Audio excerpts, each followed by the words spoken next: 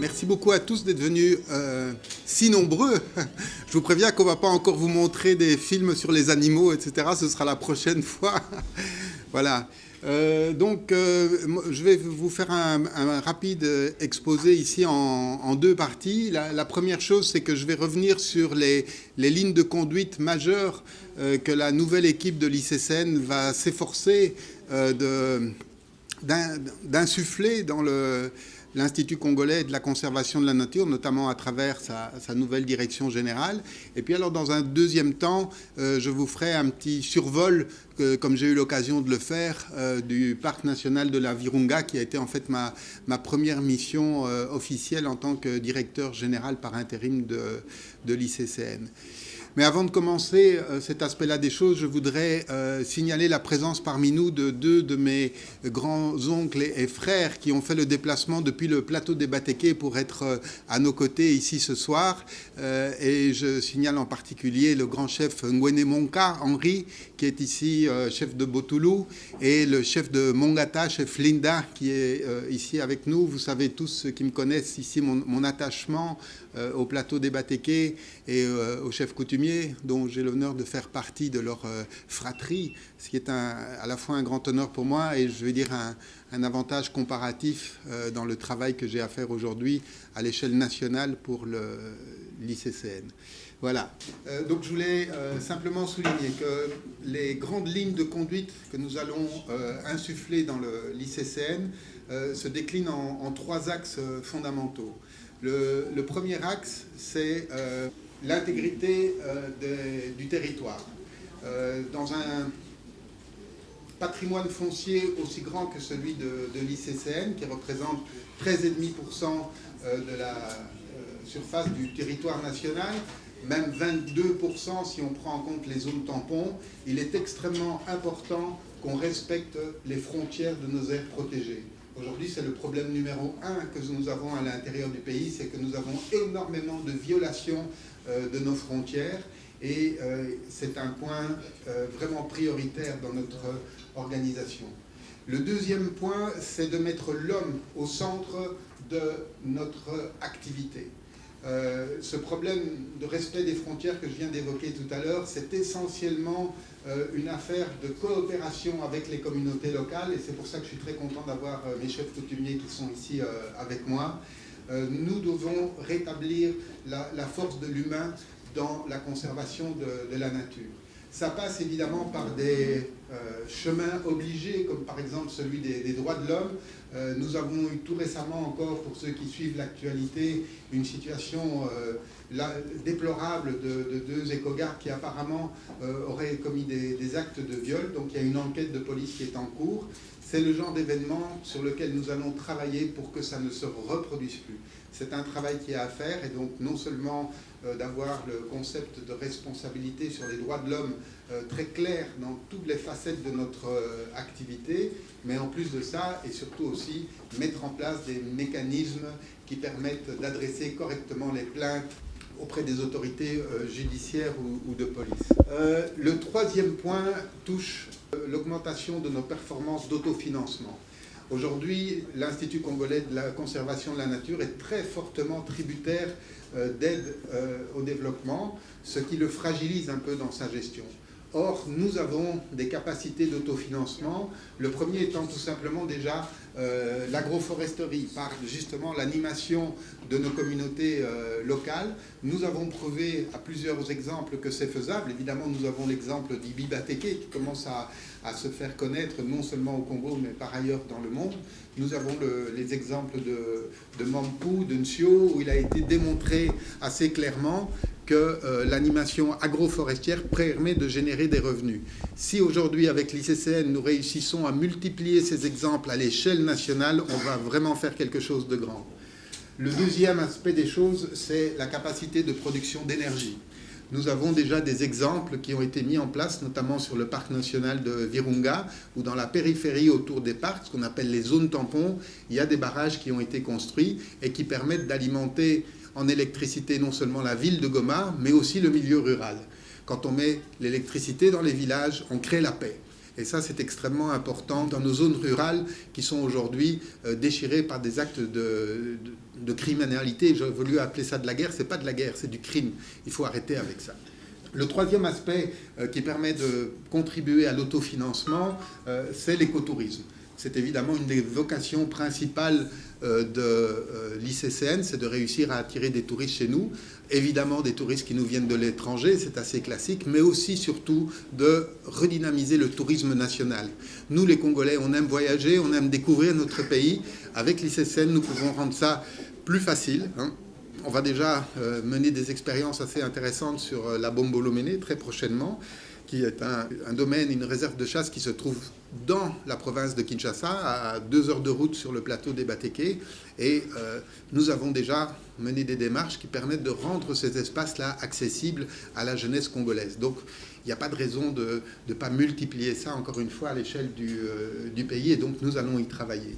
Le quatrième aspect, malheureusement, est un petit peu trop bas. Là, les opérateurs, c'est en dehors du cadre, mais c'est évidemment toute la perspective de performance climat.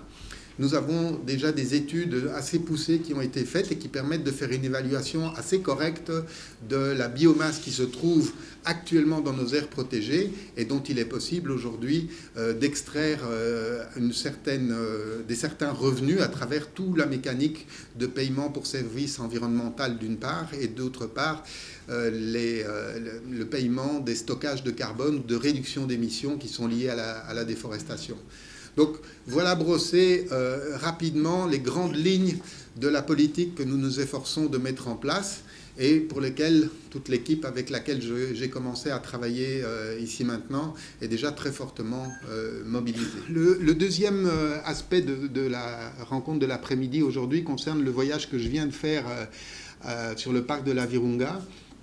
Donc nous avons été très bien accueillis là-bas, d'abord par le gouverneur militaire de la province du Nord Kivu, avec qui nous on a eu une longue conversation dès notre arrivée à la descente de l'avion à Goma, et qui a permis de nous rendre compte de la bonne ambiance, de la bonne coopération que les opérateurs du parc, la direction du parc entretient avec les autorités militaires. C'est extrêmement important parce que nous avons besoin d'avoir une très bonne coopération sur le terrain. De là, depuis Goma, par petit avion, nous sommes remontés vers Rumangabo, sur l'aéroport de Katale, et le séjour a commencé. Alors en fait, l'essentiel de la visite, c'est essentiellement focalisé sur les aspects d'investissement en infrastructures qui ont été réalisés dans la périphérie du parc de Virunga. Alors évidemment les centrales électriques, nous en avons 3 qui sont installées ici maintenant et qui représentent un potentiel de production totale, si mes souvenirs sont bons, là je parle de mémoire, mais d'à peu près une centaine de mégawatts, ce qui est extrêmement important. Avec ça, ça permet d'électrifier en grande partie la ville de Goma et d'électrifier aussi des grands espaces en milieu rural à travers un système très moderne de prépaiement dans lesquels il y a des petits boîtiers électroniques sur lesquels les bénéficiaires du système permettent de se connecter au réseau électrique. C'est très intéressant. Alors il y a 2 types de contrats. Il y a un contrat pour les particuliers, il y a un contrat pour les entreprises. Alors justement, l'autre type de visite que nous avons fait, ce sont les entreprises. Dans la périphérie du parc de la Virunga, on a une chocolaterie avec du chocolat d'extrêmement bonne qualité. On a une savonnerie qui ne tourne pas trop bien parce que justement, à cause de l'insécurité dans la région, il n'y a pas d'approvisionnement en huile de palme, qui est en fait la matière première numéro 1 pour la savonnerie. Alors ça, malheureusement, il y en a trop peu en ce moment, alors on espère que ça va revenir. Et nous avons eu l'occasion aussi de visiter une grosse installation de triage et de mise en sac du café et d'une graine qu'on appelle le chia, qui n'est pas très consommée ici au Congo, mais par contre qui est très prisée à l'étranger. Et le client numéro 1, c'est la Californie aux États-Unis. Donc ça donne évidemment une très bonne image de notre pays à l'étranger. L'autre composante de cette visite a été aussi la partie sécuritaire. Nous sommes dans une région du pays qui nous préoccupe beaucoup. Nous avons des frères, des sœurs qui meurent tous les jours de la situation d'insécurité. Il y a encore des groupes armés qui circulent dans la région. Fort heureusement, ils ne sont pas très nombreux en effectif, mais ils sont extrêmement violents dans leur comportement. et donc il est nécessaire de les maîtriser. Alors là aussi, l'ICCN, à travers le parc de la Virunga, a mené des initiatives extrêmement intéressantes de construction de places fortes qu'on appelle des FOB, et dans lesquelles il y a des militaires qui sont casernés et qui sont un mélange entre des rangers du corps PPN et des soldats des forces armées congolaises. Alors, ça permet évidemment d'avoir une force de frappe, si je puis dire, à proximité même des villages, donc c'est très important, mais aussi et surtout, et c'est encore plus important, ça crée un effet dissuasif. Parce qu'à partir du moment où les rebelles, les groupes armés savent qu'il y a des places fortes qui sont en place, évidemment, ils essayent d'éviter ces zones-là. Alors, dans l'aspect sécuritaire, ce que j'ai eu l'occasion de visiter aussi et qui a été un grand moment de cette tournée, c'est le centre de formation d'Ishango. À cet endroit-là, nous avons 150 jeunes gens, dont 10 dames, qui sont en cours de formation pour devenir des rangers et qui vont être donc déployés sur le terrain. J'ai eu l'occasion évidemment de parler avec eux, de parler avec leurs commandants et leurs formateurs. Il y a une excellente ambiance sur le terrain, la formation est très bien faite et nous avons maintenant dans nos programmes évidemment la perspective de reproduire ce genre d'initiative ailleurs dans le pays, de façon à former de plus en plus de jeunes pour remonter sur le terrain. C'est l'occasion ici de rappeler qu'à l'heure actuelle, nous avons à peu près 3800 agents à l'ICCN, dont 80% sont les fameux éco-gardes qui appartiennent à un corps spécialisé qu'on appelle le corps pour la protection des parcs naturels, le corps PPN, qui est donc commandé par deux généraux militaires et quelques colonels. Mais tous les autres agents sont des agents qui sont recrutés par l'ICCN et qui ont le statut donc, de paramilitaire, qui n'est pas un statut officiel, mais en tout cas qui leur permet d'être très efficaces sur le terrain. Alors je l'ai déjà fait à plusieurs reprises, mais je crois qu'une fois en plus, c'est pas de trop. Mais je voudrais rappeler le travail difficile que ces gens font sur le terrain. Ils vivent dans des zones qui sont très reculées, sur lesquelles il y a souvent des difficultés d'approvisionnement en eau, en électricité. Bien souvent, ils sont dans des logements extrêmement précaires. Et donc, ces gens ont une responsabilité de très haut niveau dans des conditions de travail qui sont extrêmement difficiles. Et donc, une fois de plus, je leur rends hommage parce que c'est eux qui constituent justement le cœur humain de la mission de l'ICCN. Et je pense que c'est très, très important de bien prendre en compte l'importance de leur mission. Parce que quelque part, comme ce sont des fils du pays, des fils qui viennent aussi du village, c'est grâce à eux, en fait, qu'on établit des relations étroites avec les communautés locales qui sont dans la périphérie. Et le travail que j'ai vu à Virunga dans ce sens-là était vraiment très, très remarquable, quoi. Voilà, je pense que j'ai pas oublié grand-chose. On est passé, je dirais, un peu en coup de vent. On a eu l'occasion de rester quand même 2 jours pleins sur le terrain. J'ai eu la chance aussi d'utiliser du matériel qui est un peu nouveau, qu'on appelle des Bat-Hawk, donc qui sont en fait des petits avions, tout petits. On peut juste rentrer à 2 dedans avec un petit moteur de moto, je dirais, qui nous permet de voler. Et grâce à ça, on a pu survoler des zones à proximité là, de l'aéroport de Katale, dont notamment les zones dans lesquelles il y a les groupes armés FDLR qui sont retranchés. Donc on a quand même volé à une bonne altitude pour éviter de prendre une balle perdue, ce qui fait toujours très mal. Voilà, mesdames et messieurs, je vais me livrer au feu de vos questions maintenant, si vous voulez bien. Merci infiniment, monsieur le directeur général. Nous allons effectivement passer aux questions de la presse nationale et internationale. Je répète les consignes très importantes. Merci de bien vouloir vous identifier, de décliner le nom de votre organe de presse. Chacun puisse être en capacité de poser sa question. Je compte naturellement sur vous pour être très bref dans la formulation de vos questions, de manière à permettre au plus grand nombre de pouvoir poser des questions. Alors ma question est celle-ci. Quelles sont les mesures prises en compte contre eux déjà d'entrée, pour savoir?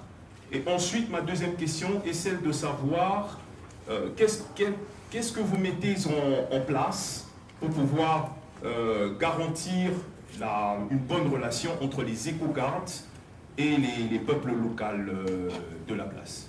Ma question, c'est par rapport à tout ce qu'on a attendu lire les médias qui ont relayé des informations disant qu'il y a des trafics illégaux au niveau de la PAC, qui par ces trafics ou exploitations, ça fait en sorte qu'on arrive à alimenter les groupes armés.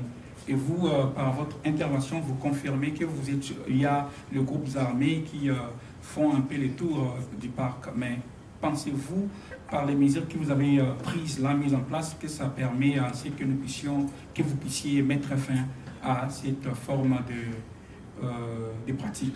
Alors, sur le terrain, vous avez vérifié, vous êtes aussi focalisé, entre autres, sur les aspects d'investissement en infrastructure et tout. Malheureusement, vous n'avez pas dit quelle est la capacité de courant produit mais par centaines de mégas. Ok, alors, en quoi c'est rentable à peu près? Comment est-ce que ça change la vie des communautés? En quoi ça contribue à la rentabilité des entreprises? Quelle est la part de l'ICCN? Est-ce que ça pourrait vous aider, ces modèles-là, à pouvoir le dupliquer ailleurs? Déjà, l'appartenance ethnique de la jeune femme qui a subi des violences reste à déterminer clairement. Donc on est en train de travailler là-dessus pour avoir une information objective et claire de la situation. Alors par rapport à la question des mesures, les premières grandes mesures qui sont faites, c'est tout simplement déjà la formation des éco-gardes. Les éco-gardes sont particulièrement bien formés et sensibilisés sur leurs droits quand ils agissent sur le terrain. Une autre mesure aussi, c'est qu'à l'ICCN, il y a une tradition que nous allons d'ailleurs perdurer. Ces mesures qui sont faites, c'est tout simplement déjà la formation des éco-gardes. Les éco-gardes sont particulièrement bien formés et sensibilisés sur leurs droits, parce que du coup, ça crée des liens étroits de proximité entre les villages périphériques et les corps armés, quoi. Alors, comment garantir la qualité de la relation? Je viens d'y répondre à l'instant, hein, et il y a d'autres méthodes qui sont mises en place, comme la gestion participative. Donc, quand on rentre un petit peu dans le détail de comment est organisée la conservation de la nature, un des volets très importants, c'est ce qu'on appelle la conservation communautaire. Et en fait, la conservation communautaire, ça consiste à créer des groupes de travail mixtes entre les communautés locales et les gestionnaires du parc. C'est une méthode, évidemment, qui donne d'excellents résultats, mais qui, à l'heure actuelle, est encore trop peu pratiquée à grande échelle. Donc ça, c'est un des axes sur lesquels nous allons travailler de façon extrêmement intensive. Et ça nous permet aussi de rebondir sur la question de Ruben Bokassa au sujet des trafics illégaux. Alors, comme vous le savez, notre pays est très grand. Et comme je viens de le dire à l'instant, nous avons seulement 3600 éco-gardes qui ont la difficile responsabilité de surveiller 22% du territoire national. Donc, vous aurez vite fait le calcul, c'est 3600 personnes pour surveiller 500 000 km². C'est une équation impossible, on n'y arrivera pas. Et donc, la bonne façon de maîtriser ça, c'est justement, comme je viens de le dire à l'instant, d'intensifier le travail de la conservation communautaire. Et c'est-à-dire de réussir le difficile défi d'impliquer beaucoup plus les communautés locales dans la gestion, pas de l'aire protégée elle-même, parce que c'est un vrai métier de faire ça, mais plutôt dans les frontières périphériques qui se situent sur les zones tampons. Là, il y a du travail à faire.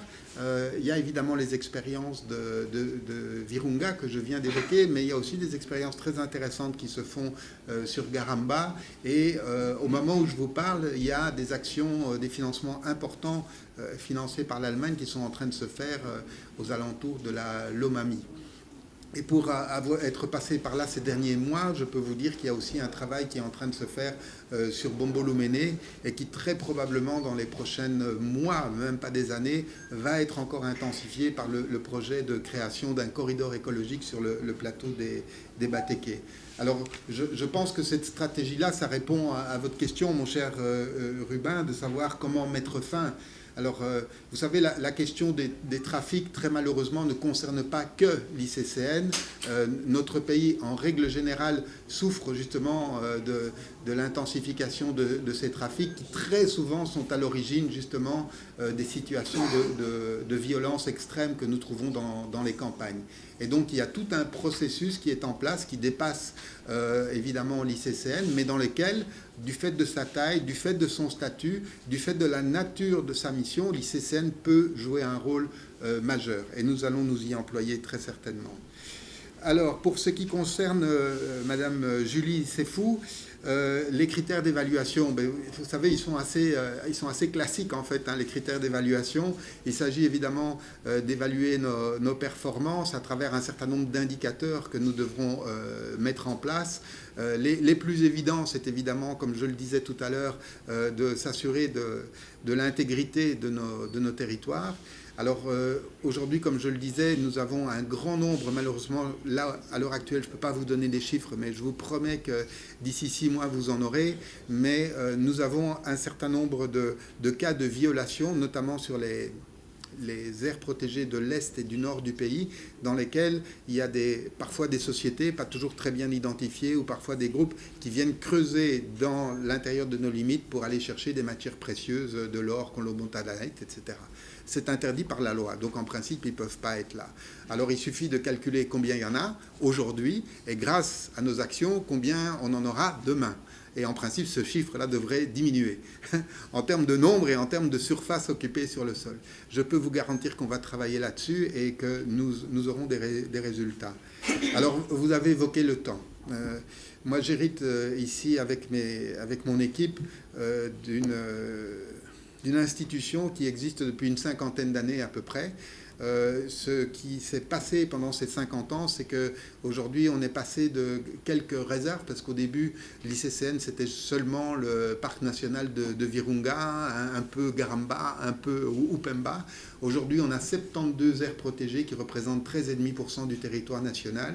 Nous allons entreprendre des actions pour passer de 13,5% d'abord à 15%, et puis j'espère commencer à grimper vers les 20%. C'est un grand travail de faire ça. Ça ne va pas se faire en 10 minutes, ça c'est sûr et certain. À court terme, la première chose à faire, c'est d'agir sur le plus urgent. Et le plus urgent, ça touche ce que j'ai dit tout à l'heure, d'améliorer la sensibilité sur la responsabilité des agents de l'ICCN. Et en clair, ça veut dire mener les choses vers des critères d'autofinancement. Et vous avez très justement posé la question de la rentabilité des dispositifs qui sont mis en place. Et la rentabilité des investissements qui sont réalisés aussi bien à l'intérieur des aires protégées que dans les zones tampons se mesure sur 3 grands axes principaux qui sont évidemment la rentabilité économique, c'est-à-dire que pour chaque dollar investi, on a combien de dollars qui reviennent. Ça, c'est quand même très important. Soyez rassurés, je ne veux pas vous ennuyer avec des chiffres cet après-midi, hein, sinon vous allez vous endormir. Donc l'axe économique est très important, l'axe humain est très important parce qu'il faut mettre les gens au travail sur toute une série d'activités en milieu rural, ça c'est très fondamental. Et le troisième, qui est notre grande préoccupation, c'est la préservation de la biodiversité et de l'environnement, quoi. Alors là, malheureusement, aujourd'hui, on ne peut pas donner des chiffres à caractère économique là-dessus, mais nous allons quand même travailler là-dessus aussi, parce que je fais partie d'un certain nombre de gens qui pensent aujourd'hui qu'on peut donner de la valeur au travail de conservation de la biodiversité. Et nous allons faire ça, de manière à ce que quand on fournit des efforts de préservation, on a une rémunération là-dessus. C'est ce qu'on appelle la responsabilité sociale des entreprises. Et si on entreprend une démarche de ce type-là à l'échelle de l'ICCN, ça a un impact national. Et on va faire ça. Voilà, très bien. Merci d'anticiper. On va prendre 3 questions à l'arrière de la salle. Madame, d'abord, pour commencer. Est-ce que ces jeunes gens, les dames et les hommes, vont être sensibilisés sur comment on va les conserver de manière pas participative, comme vous l'avez dit, peut-être pacifique, parce qu'après, quand il y a des bousculades, quand il y a des engueulades, quand parfois ça vire avec les armes, c'est compliqué.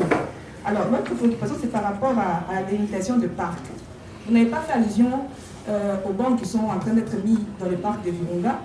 Vous n'avez pas fait allusion non plus à, il y a 2 mois, je crois, il y avait une pétition qui a été initiée pour pouvoir revoir des limites du parc national de Virunga.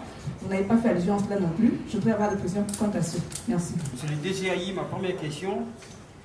Il existe un lien entre la conservation de la nature par la préservation des parcs nationaux, l'exploitation illégale des ressources naturelles, mais aussi l'insécurité à l'Est. Quelle est l'approche aujourd'hui de l'ICCN? Ma deuxième question est de savoir, par le passé, l'ICCN s'est opposé à l'exploration pétrolière au niveau du parc de Virunga. Et quand on sait qu'aujourd'hui il y a des avancées technologiques qui permettent, comme au Brésil, à ce que l'exploitation des hydrocarbures se fasse sans déranger l'écologie. Et aujourd'hui, vous gardez toujours la même position. Si je peux aller même à la troisième question, et vous avez dit, vous venez de parler ici de votre participation, de la participation de l'ICCN à la construction, à l'érection des centrales hydroélectriques. Est-ce que cela rentre dans l'objet social de l'ICCN? Et comment expliquez-vous cela si ce n'est pas le cas? Je peut-être deux petites préoccupations. Pourquoi vous avez priorisé votre voyage dans le parc de Virunga plutôt que dans Karamba ou Pemba et aussi Kundelungu? Deuxième préoccupation, la question du braconnage des espèces. Est-ce que ça a évolué ou soit ça reste toujours pareil? Merci. Bien, merci beaucoup encore une fois. Donc d'abord, Ferra au sujet de la conservation policière. Alors, comme je l'ai dit tout à l'heure, les rangers appartiennent à un corps dit paramilitaire. J'aime pas beaucoup ce mot parce qu'en fait d'abord il n'existe pas, je veux dire légalement, donc c'est pas très intéressant de l'utiliser. Mais ce qui est sûr, c'est que du fait de la loi 14 qui organise l'ICCN et les statuts qui sont en cours de travailler, en fait ces agents ont un droit de port d'armes. Mais ce droit de port d'armes est avec un usage extrêmement limité. Et tous les éco-gardes, sans exception, sont formés à l'utilisation de ces armes. Et d'ailleurs, c'est un aspect des choses qui a été très très bien fait sur le centre de formation que j'ai visité à Ishango.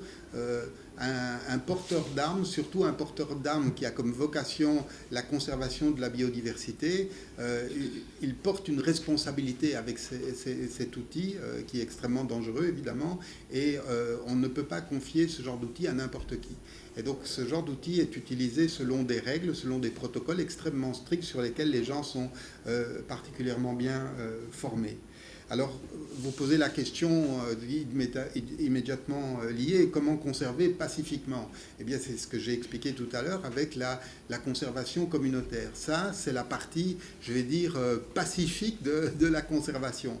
C'est confié évidemment à un autre groupe de personnes qui sont des professionnels de la conservation, mais ça n'empêche que les éco-gardes, eux aussi, sont formés à la conservation. Et comme je le disais tout à l'heure, on prend attention à la manière dont on les recrute. Parce que quand on recrute des gens qui viennent du village, évidemment, ça facilite aussi à les impliquer dans le travail de conservation. Alors, vous m'avez posé aussi une question au sujet des bornes et de la révision des limites.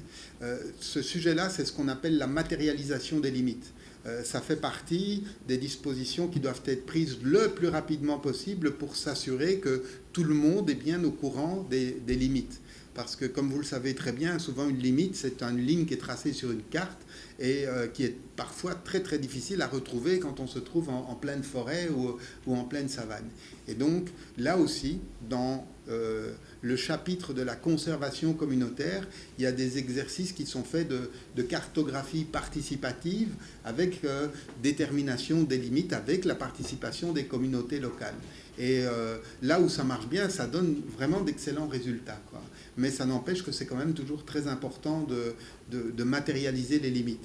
Alors le cas extrême que j'ai vu à Virunga, c'est évidemment de placer des clôtures. Et généralement, ces clôtures sont placées non pas pour éviter qu'on entre, mais plutôt pour éviter que les animaux sortent. Et donc, ce sont des clôtures qui sont électrifiées. À la Virunga, il y a 140 km de clôtures qui ont été installées jusqu'à présent pour 450 km qui est le besoin total. Donc vous voyez, ce n'est même pas un tiers qui a été mis en place. et ce sont des clôtures qui sont extrêmement coûteuses. Hein. Donc, quitte à investir, moi je préfère qu'on investisse dans la conservation communautaire que dans les clôtures, mais il est clair que dans certains cas, c'est assez indispensable. Pourquoi ? Parce que quand vous avez dans certaines réserves des groupes d'éléphants, par exemple, qui se reconstituent, eh bien, quand ces groupes d'éléphants vont piétiner les champs des villageois aux alentours, ça crée des mécontents. Hein.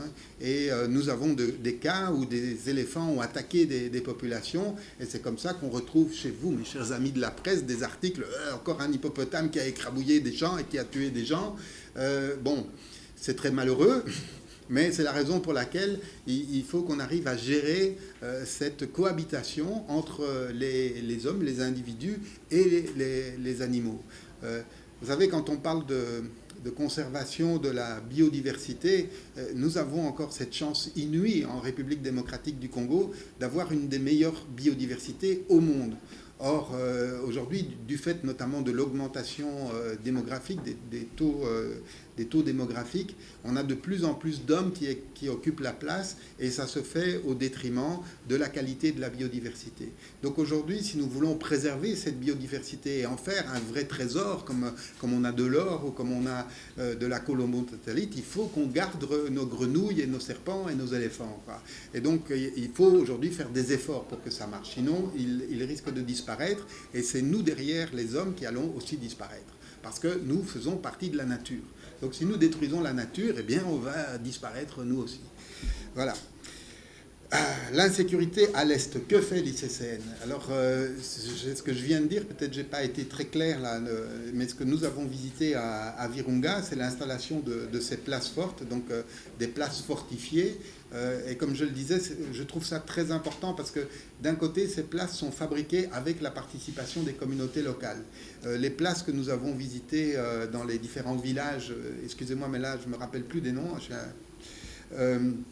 Les places que nous avons visitées dans les différents villages, ils ont mobilisé jusqu'à 3000 personnes pour fabriquer les places fortes, et elles ont été fabriquées en 48 heures.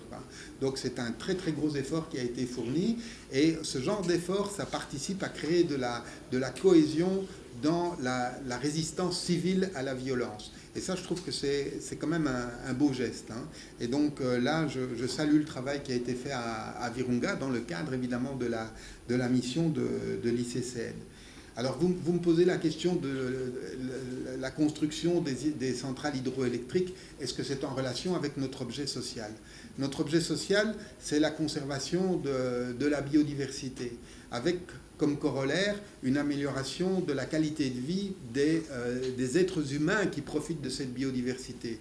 Or, aujourd'hui, monsieur, j'imagine que comme tout bon Quinois, vous êtes de temps en temps privé d'électricité chez vous à la maison. Je ne vous raconte pas les dommages que ça crée au quotidien. Et vous habitez en ville. Alors, a fortiori, quand on se trouve en plein village et que simplement, dès que le soleil se couche, ça devient un problème d'étudier ses leçons parce qu'on n'a pas de lumière ou de réchauffer des plats pour se nourrir, il est évident que d'avoir de l'électricité à la maison, ça améliore considérablement le niveau de vie. Ça a aussi une influence sur le taux démographique, hein, je vous signale. Donc ça fait partie des choses que nous devons tenir très fortement à l'œil. En plus de ça, le fait d'apporter de l'électricité dans les zones reculées, ça permet aussi, et ça c'est très important, d'apporter de la valeur ajoutée sur les produits agricoles de base. Si on crée de la valeur ajoutée sur les produits agricoles de base, et en clair, ça veut dire les sécher, les refroidir, les emballer et permettre de les exporter, ça veut dire de la richesse pour les gens qui sont sur place et qui en bénéficient de manière directe. Et si on est plus riche, forcément, on est moins pauvre. Objectif 1 du développement durable. Hein. Donc, pas besoin de faire un grand schéma là-dessus. L'autre question de Guy Bochab, pourquoi Virunga? Excellente question, monsieur. Si l'ICCN existe, c'est grâce à Virunga. L'histoire de la conservation de la nature en République démocratique du Congo a commencé au parc national de la Virunga.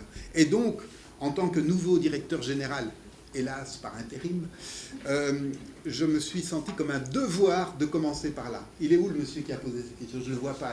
Vous êtes caché par un grand caméraman très costaud, là. Voilà. Okay. Et donc, vous comprenez, pour moi, c'était très, très important de commencer par là, parce que j'avais besoin de bien comprendre la genèse de l'administration que j'ai le grand honneur de diriger aujourd'hui. Alors, vous me posez la question sur l'évolution du braconnage. Malheureusement, je manque de critères objectifs pour vous répondre. On est passé d'un niveau de 10 à un niveau 8 ou à un niveau 12. Je ne suis pas capable de répondre à cette question-là aujourd'hui, tout simplement parce que les dispositifs de surveillance qui sont déjà mis en place n'ont pas le mécanisme d'analyse qui permette de quantifier ça correctement. Et donc, je ne peux pas bien répondre à cette question. Là où nous savons que nous avons beaucoup de braconnage, c'est en général sur les zones où nous avons des fortes densités de population.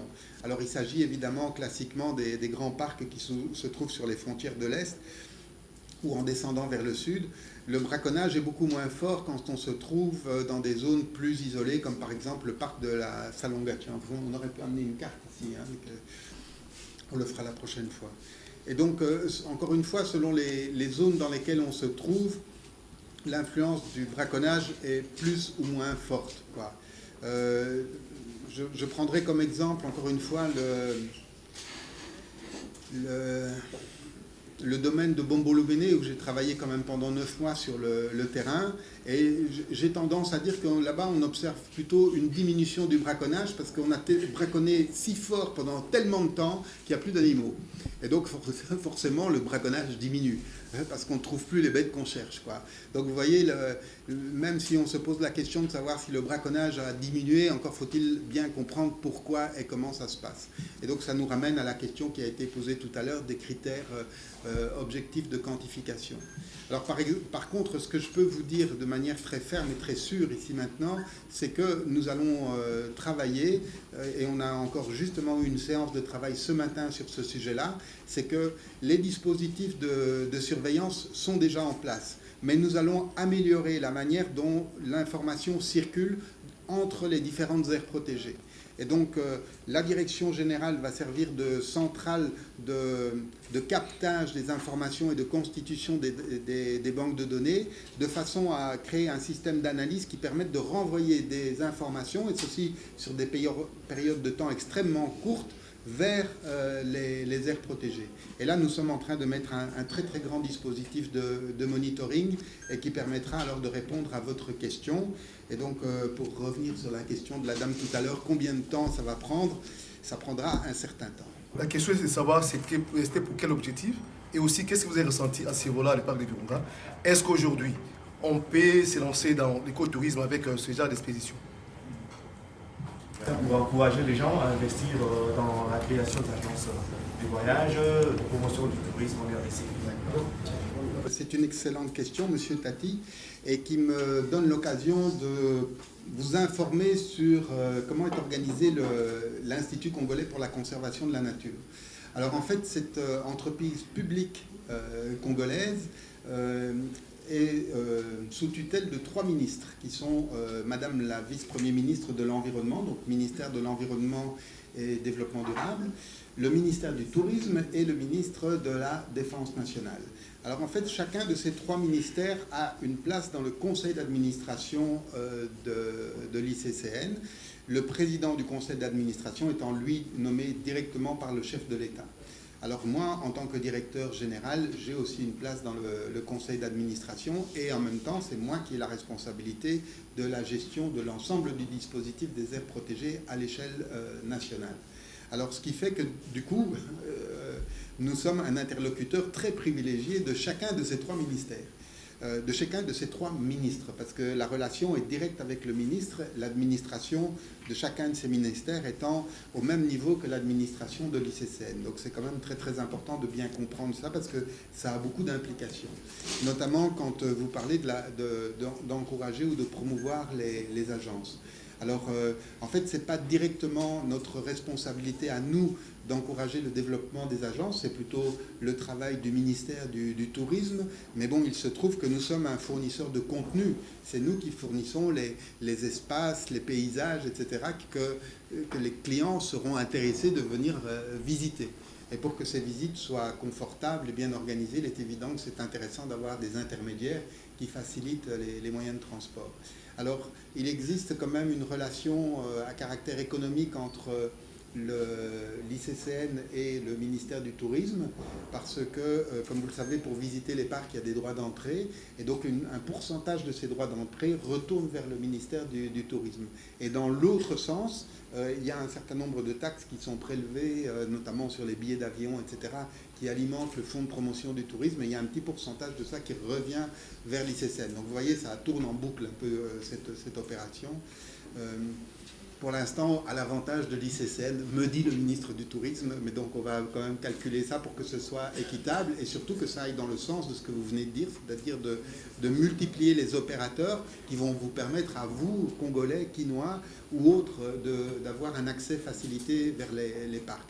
C'est l'occasion, par exemple, et ça c'est un gros débat, de parler du droit d'entrée. Parce que c'est nécessaire que nous ayons des recettes qui nous viennent de nos visiteurs, simplement pour subvenir aux frais de fonctionnement de chacune des réserves. Alors la grande question, c'est de savoir est-ce que les nationaux doivent payer la même chose que les étrangers ou moins, etc. Alors généralement, ce que nous faisons, c'est que nous faisons des facilités pour les visites de groupe. Alors c'est toujours plus intéressant de venir en groupe que de venir tout seul. Le premier groupe que nous connaissons tous très bien en tant que Congolais, c'est la famille. Donc déjà, si on vient avec une famille dans laquelle il y a par exemple 25 personnes, là il faut trouver un autobus pour que tout le monde arrive. Et là, dans ce cas-là, les droits d'entrée sont assez fortement diminués pour permettre à tout le monde de bénéficier de l'espace, quoi. Alors la question suivante au sujet du survol de la Virunga, alors pourquoi? Tout simplement parce que d'abord, j'aime bien prendre de la hauteur, donc ça c'était une occasion de le faire. Ça permet évidemment de se rendre compte, vu d'en haut, des réalités sur le terrain. Alors malheureusement, on n'en est pas encore au stade où on va vulgariser ça de façon à ce que quand vous allez partir là-bas en famille, vous faites un petit vol en avion, mais je peux vous garantir qu'on en a parlé. Parce qu'effectivement, ce qu'on découvre quand on vole dans un petit avion comme ça, c'est assez extraordinaire. Alors que la vue qu'on a là en haut, la première chose qu'il faut faire, c'est déjà d'annuler complètement les groupes armés au ras du sol, parce que sinon c'est un petit peu dangereux de voler au-dessus. Donc ça, il faut absolument que ce soit maîtrisé. Et ce que je peux quand même vous dire, c'est que, notamment sur Virunga, mais aussi sur d'autres parcs, mais là aussi je n'ai pas encore toutes les garanties, donc je ne vais pas trop m'avancer, mais les petits avions que vous avez vus qu'on appelle des Bathhawk, il y en a actuellement 4 qui se trouvent basés à Virunga, et il y en a encore 2 supplémentaires qui sont en train d'arriver, et nous avons 4 pilotes congolais qui sont en cours de formation en Afrique du Sud, et qui donc vont permettre d'augmenter la capacité de surveillance aérienne, quoi. Alors pour l'instant, la majorité de ces appareils sont immatriculés comme appareils militaires. Ils ont donc des immatriculations FARDC. Donc si vous êtes civil, vous ne pourrez peut-être pas forcément voyager là-dessus, mais on va travailler notamment avec la régie des voies aériennes. Ça va un peu dans le même sens que d'augmenter les agences, de manière à ce que ce genre de services, je dirais, récréatifs soit accessible pour tout le monde, quoi. Ça implique évidemment d'avoir les machines, mais surtout ça implique d'avoir les gens qui sont capables de piloter ces engins, quoi. Quand même, pour compléter un peu la réponse à votre question ici, quand vous voyez les petits avions qu'on utilise pour se déplacer, je vais dire régulièrement là-bas, donc les Cessna monomoteurs, une heure de vol en Cessna monomoteur, ça coûte entre 600 et 700 $ par heure de vol, quoi, hein. Quand on utilise ces petits avions, on est en dessous de 50 $. Donc il y a une différence de prix qui est colossale, et qui, si on systématise, ça pourrait devenir, on peut aller vers les 30-40 $, et donc ça devient accessible de faire un tour, quoi, hein.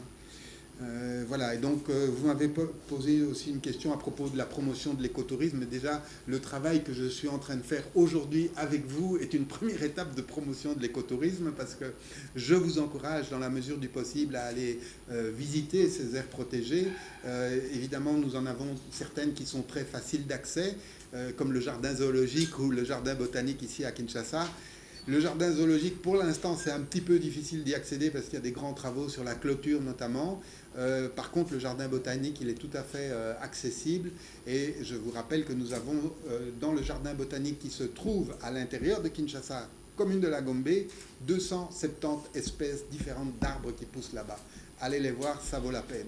À côté de ça, vous avez le domaine de l'Ansele qui malheureusement est victime de fortes spoliations et donc nous n'avons plus que, je crois, 400 ou 500 hectares qui sont disponibles. Et là aussi, on va aller voir très prochainement comment on va réhabiliter. J'ai sur mon bureau un très très joli projet pour refaire justement le jardin zoologique et le jardin botanique. Donc maintenant, on cherche des financements, mais j'ai déjà une dame d'ailleurs congolaise qui m'a présenté un très beau projet, donc on va travailler avec elle là-dessus. Et bien sûr, je vous invite à aller voir le domaine de Bombolomene sur lequel on a travaillé et sur lequel vous allez trouver maintenant des infrastructures qui vous permettent de loger dans des très belles conditions et qui sont relativement aussi faciles d'accès, quoi. Je profite de l'occasion pour vous informer que nos amis du parc marin des mangroves sont en train de lâcher des milliers de tortues pour les repeupler justement les océans avec des tortues. Donc ça, c'est un exercice qui est assez visuel. Et là aussi, le parc marin des mangroves n'est pas très loin. Donc avec un petit effort, on peut quand même arriver jusque-là. Les autres parcs, malheureusement, sont encore un peu loin. Et il faut prendre l'avion pour aller jusque-là. Mais je suis sûr que vous avez des confrères à Goma, à Arou, à Faradje, qui peuvent témoigner de ce qui se passe sur le terrain.